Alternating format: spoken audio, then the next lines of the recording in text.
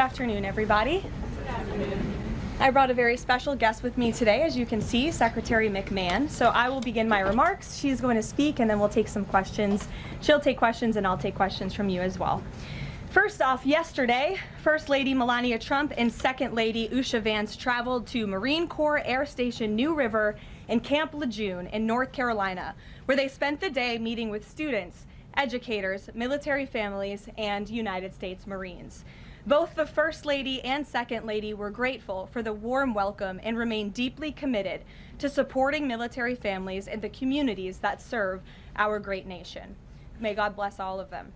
In economic news, the September jobs report showed the American economy remains strong, with 119,000 new jobs added, more than double expectations. These gains came after the summer passage of President Trump's historic tax cuts and multiple big trade deals with countries around the world. In particular, construction jobs surged by 19,000 in September, the largest monthly gain in a year. Nearly all of this solid monthly job growth came from the private sector and went to Americans rather than foreign-born workers, the opposite of what we saw under the previous administration.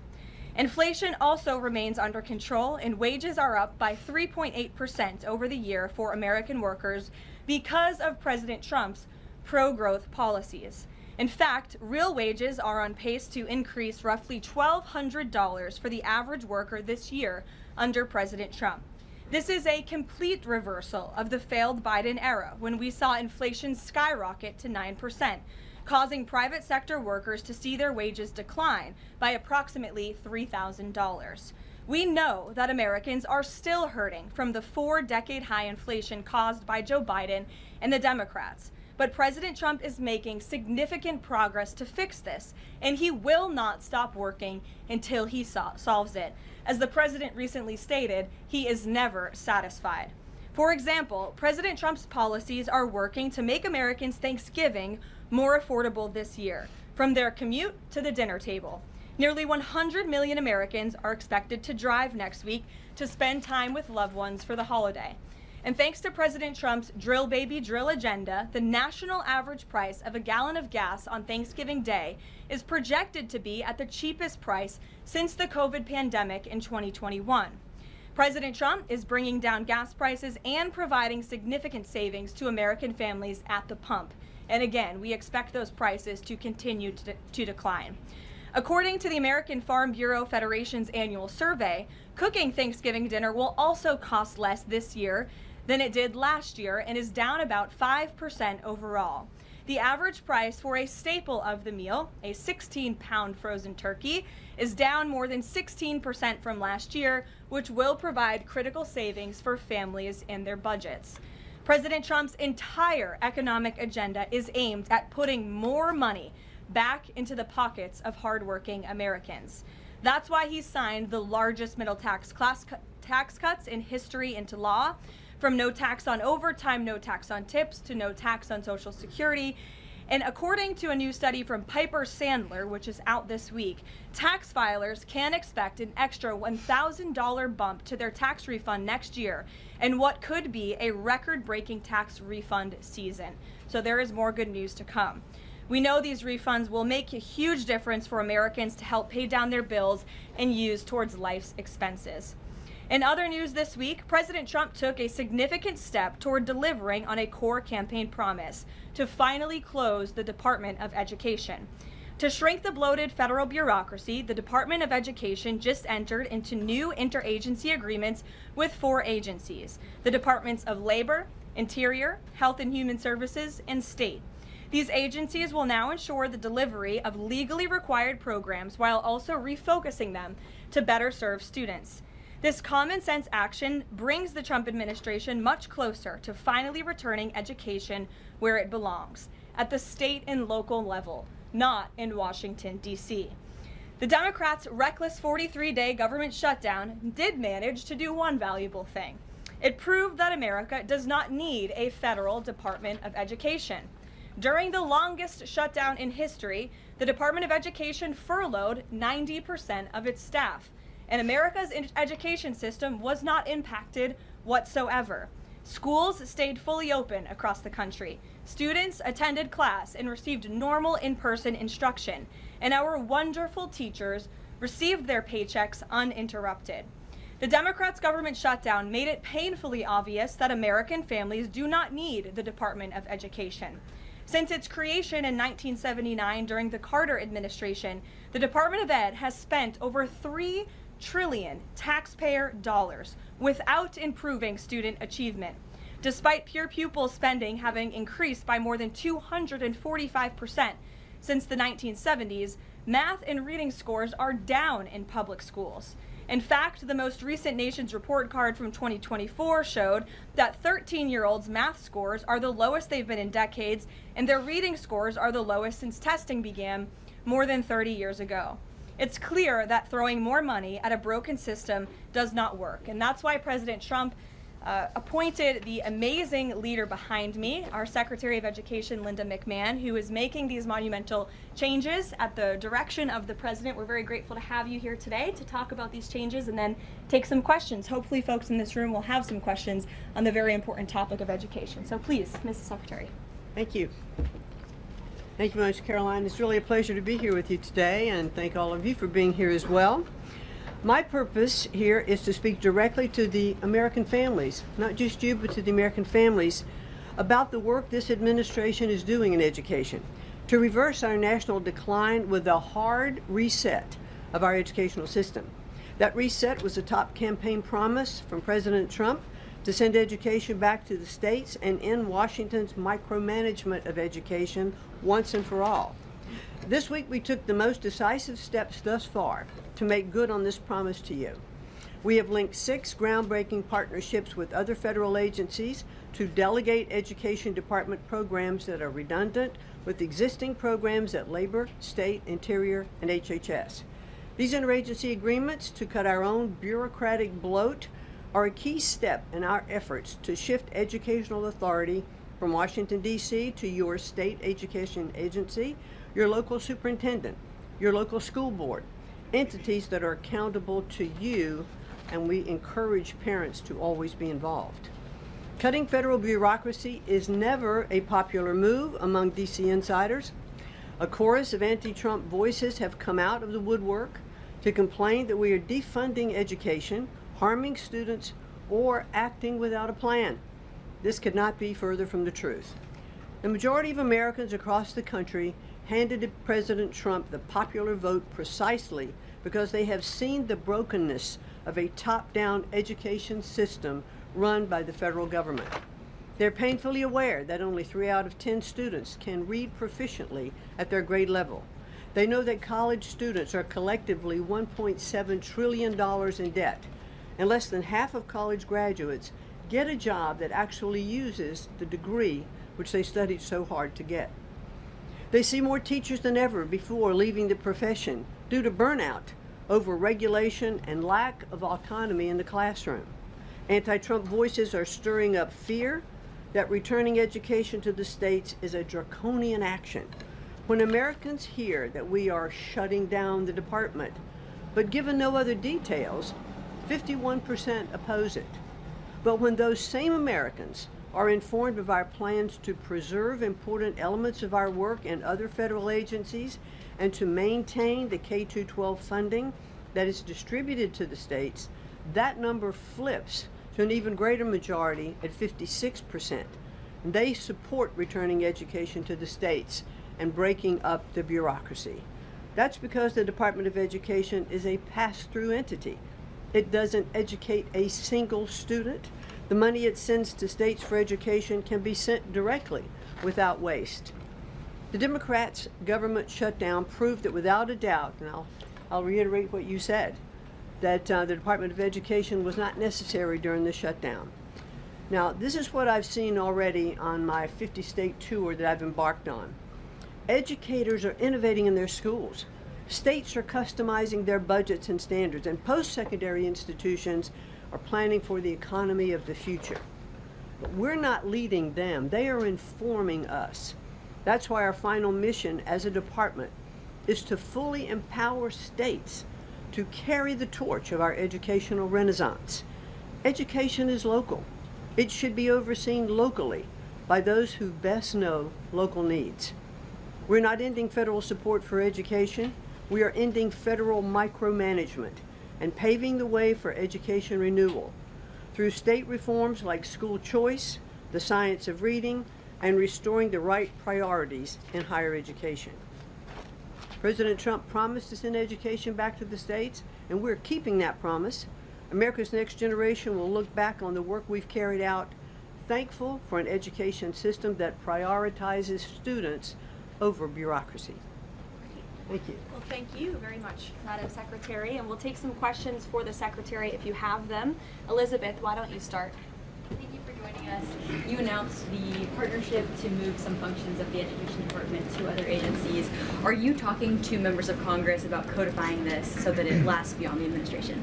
Yes, we started our conversation, and thanks very much for asking that, because there have been some reports that Congress is in the dark on this. That's clearly not true. We've been talking to, I've talked to dozens of members of Congress to explain to them exactly what we're doing, to bring them up to speed, and to say to them, look, when we have completed some of these transfers that are working incredibly well, then we will be looking to Congress to codify those, make them permanent.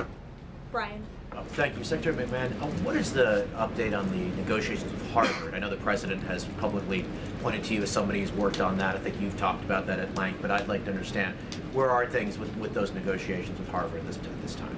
They're ongoing negotiations, and I feel very comfortable that we are getting close to having those negotiations finalized.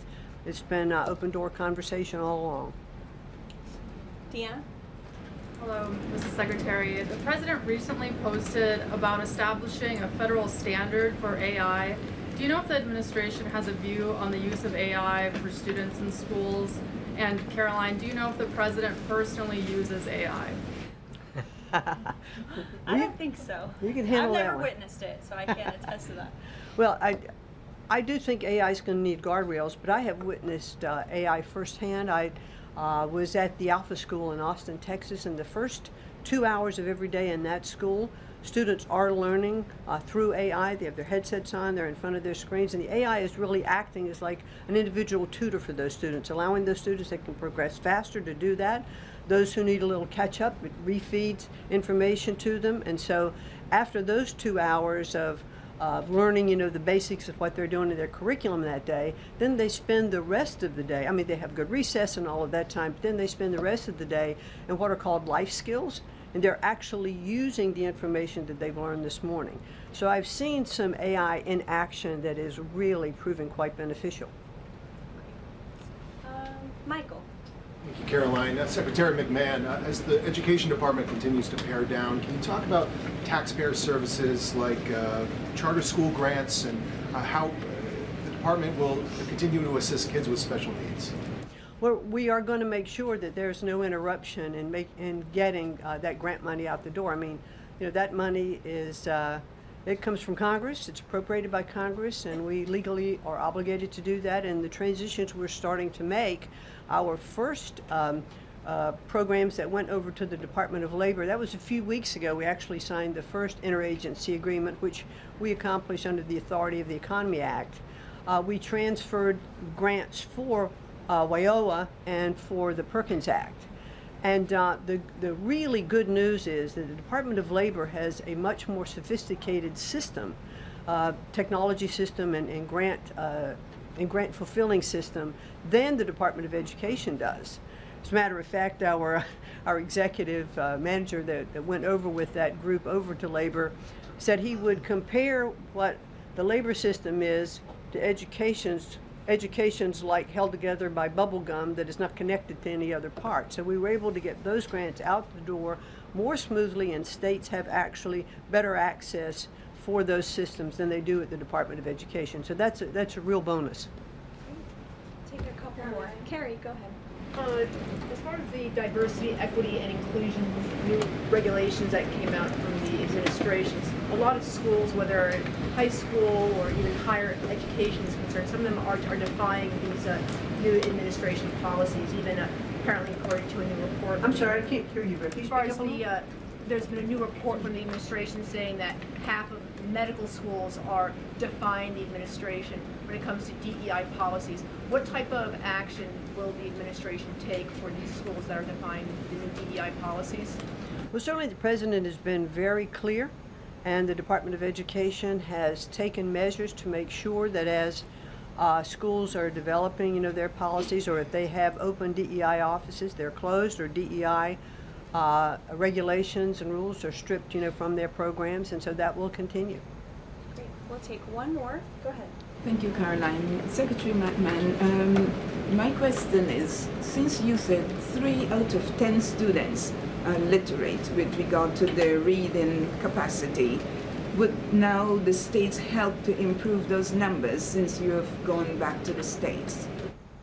Well, what we are finding that the states that are making great progress, it's through their own innovation. It's not coming from the Department of Education. I think the Department of Education is really misunderstood about what our function is. We don't teach one student. We have nothing to do with the curriculum that are in any states. We are a pass-through pathway from money that's appropriated by Congress to get to the states.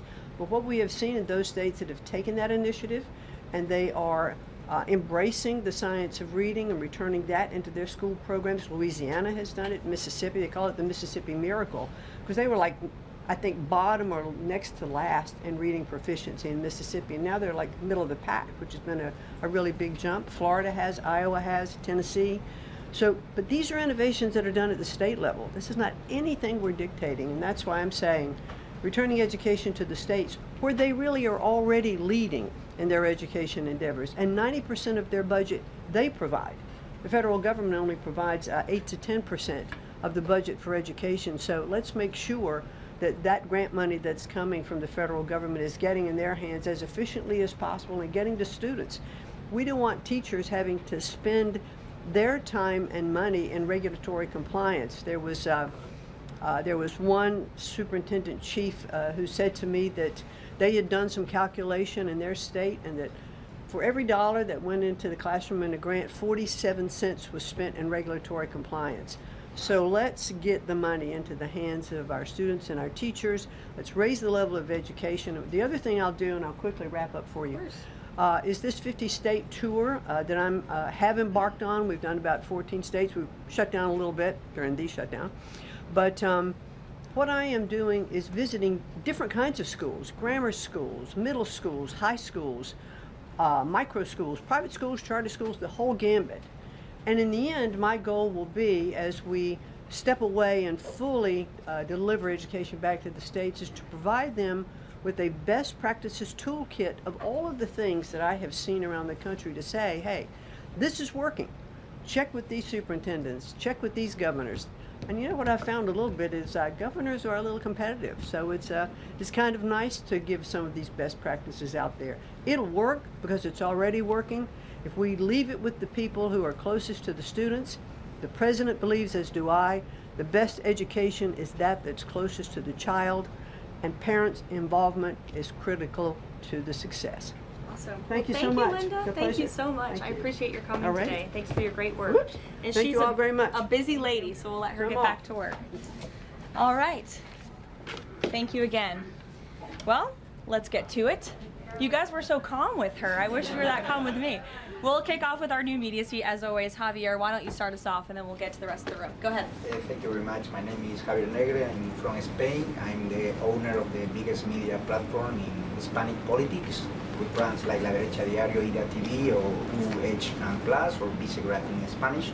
And I'm happy to be here. Thanks for supporting the new media, also in the Hispanic community. We try to fight against media like Telemundo, Univision, CNN, or NBC News that are spreading fake news and attacking the ICE operations.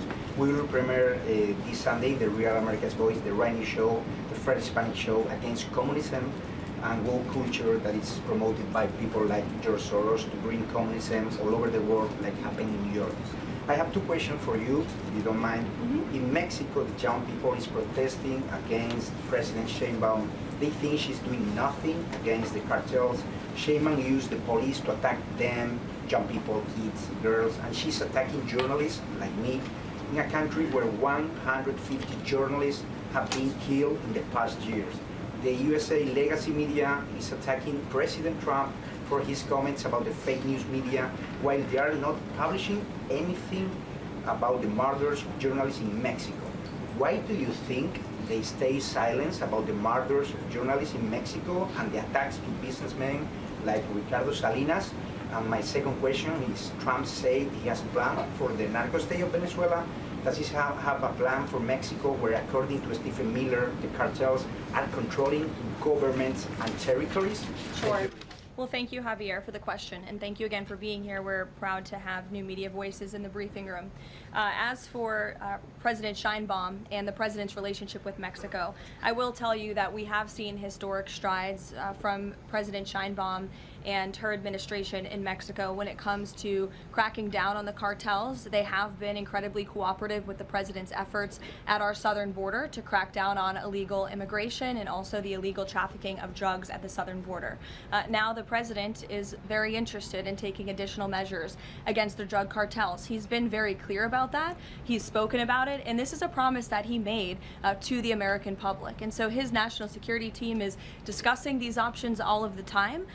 And on the campaign trail, the president promised to take on the cartels. He has taken unprecedented action to do so, and he has left additional options at his disposal on the table. So those are only decisions that the president can make.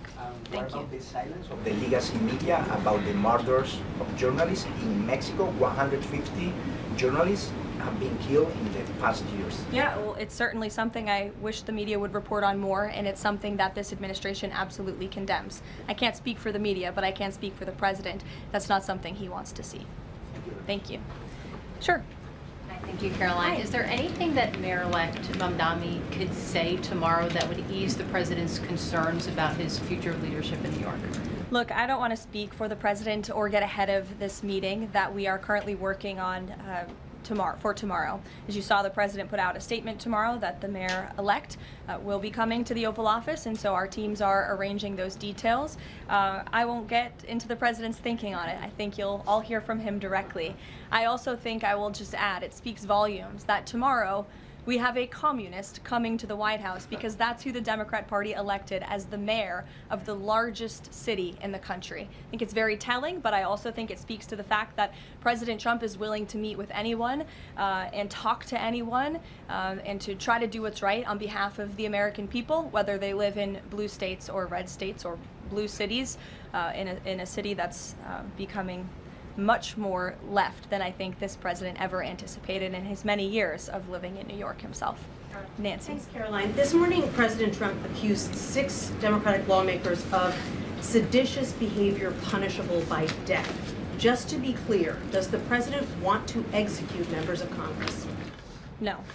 Let's be clear about what the president is responding to, because many in this room want to talk about the president's response, but not what brought the president to responding in this way. You have sitting members of the United States Congress who conspired together to orchestrate a video message to members of the United States military, to active duty service members, to members of the national security apparatus, encouraging them to defy the president's lawful orders. The sanctity of our military rests on the chain of command. And if that chain of command is broken, it can lead to people getting killed. It can lead to chaos. And that's what these members of Congress who swore an oath to abide by the Constitution are essentially encouraging. We have 1.3 active duty service members in this country. And if they hear this radical message from sitting members of Congress, that could inspire chaos, and it could incite violence, and it certainly could disrupt the chain of command. These 3 members of Congress, I will also add, knew exactly what they were doing. You look at Alyssa Slotkin. She's a former member of the CIA. Mark Kelly was a captain in the U.S. Navy. Maggie Goodlander was a naval officer, and notably, she is also the wife of Joe Biden's national security former advisor, Jake Sullivan. And so these members knew what they were doing. They were leading into their credentials as former members of our military, as veterans, as former members of the national security apparatus to signal to people serving under this commander-in-chief, Donald Trump, that you can defy him and you can betray your oath of office. That is a very very dangerous message, and it perhaps is punishable by law. I'm not a lawyer. I'll leave that to the Department of Justice and the Department of War to decide. But the president has Chris, go frequently, ahead. but Caroline, can I just follow up? The president and the vice president, for that matter, have accused the other side of encouraging political violence. Isn't that exactly what the president is doing when he says that members of Congress should be killed? Why aren't you talking about what these members of Congress are doing to encourage and incite violence? They are literally saying to 1.3 million active duty service members not to defy the chain of command, not to follow lawful orders. Actually, Every they said single you can refuse an illegal order, which but is they in are uniform but code they're of military suggesting justice. they're suggesting, Nancy, that the president has given illegal orders, which he has not. Every single order that is given to this United States military by this commander-in-chief and through this chain of command, through the Secretary of War, is lawful. And the courts have proven that. This administration has an unparalleled record at the Supreme Court because we are following the laws. We don't defy court orders. We do things by the books. And to suggest and encourage that active duty service members defy the chain of command is a very dangerous thing for sitting members of Congress to do. And they should be held accountable, and that's what the president wants to see. Phil. Thank you. Ambassador Mike Huckabee had a meeting with Jonathan Pollard, a former U.S. citizen who was convicted and spent 3 decades in jail for selling state secrets to Israel. Did the White House know that that meeting was going to happen? Does the administration condone it? The White House was not aware of that meeting, but the president stands by our ambassador, Mike Huckabee, and all that he's doing for the United States and Israel. You said that the president was going to do what was right for U.S. citizens, regardless of whether they lived in blue or red states. I'm curious if there's any chance in tomorrow's meeting with Mayor-elect Mamdani that he will be able to convince the president to abandon that promise to cut off federal funding to New York City. Look, Phil, we'll see how the meeting goes tomorrow, and I'll let the president speak for himself. Natalie. Thank you, Caroline. What did the president mean when he called reporter piggy? Look, the president is very frank and honest with everyone in this room. You've all seen it yourself. You've all experienced it yourselves, and I think it's one of the many reasons that the American people reelected this president, because of his frankness. And he calls out fake news when he sees it. He gets frustrated with reporters when you lie about him, when you spread fake news about him and his administration. But he also is the most transparent president in history, and he gives all of you in this room, as you all know, unprecedented access. You are in the Oval Office almost every day asking the president questions. And so I think the president being frank and open and honest to your faces rather than hiding behind your backs is frankly a lot more respectful than what you saw in the last administration, where you had a president who lied to your face and then didn't speak to you for weeks and hid upstairs and didn't take your questions. So I think everyone in this room should appreciate the frankness and the openness that you get from President Trump on a near daily basis. And Go ahead. As a follow-up, Yes. The Go Washington ahead. Post just Go ahead. reported that the Coast Guard has I'm stopped calling on considering- Bloomberg. Go ahead. Caroline, Thank you. thank you. 2 questions for you. The New York Times is reporting that the administration is now sending a U.S. official to the G20. They're sending Mark Dillard. Can you confirm if that is true, and then also explain the shift in? I'd be happy to explain, because there is not a shift. The United States is not participating in official talks at the G20 in South Africa. I saw the South African president running his mouth a little bit against the United States and the president of the United States earlier today, and that language is not appreciated by the president or his team. The ambassador or the representative of the embassy in South Africa is simply there to recognize that the United States will be the host of the G20. They are receiving that send-off at the end of the event. They are not there to participate in official talks, despite what the South African president is falsely claiming. On Ukraine, there have been reports that President Zelensky said, he's looking to look at the plan, that there's been reports about the Trump administration proposing a plan. Can you just give an update on where Russia-Ukraine stands, and does the president plan to speak with Zelensky anytime soon, or when can you expect that? So I'm happy to provide an update. I've seen quite a bit of reporting on the latest with Russia-Ukraine, so let me clarify and give you guys the truth on where it currently stands. President Trump has made it very clear since day one and even on the campaign trail, that he wants to see this war come to an end. He has grown increasingly frustrated with both sides of this war, Russia and Ukraine alike, for their refusal to commit to a peace agreement. But nevertheless, the president and his national security team are steadfast in seeing this war come to an end, to end the killing and deliver on the president's promise. Special Envoy Witkoff, Marco Rubio, have been working on a plan quietly for about the last month. They've been engaging with both sides, Russia and Ukraine, equally to understand what these countries would commit to in order to see a lasting and durable peace. That's how you get to a peace negotiation, right? That's how it worked with Israel, with respect to Israel and Gaza and all of the Arab countries in the Middle East. That's how we accomplished that historic agreement, which the UN, by the way, voted to commit to and accept this week, which was a huge monumental moment.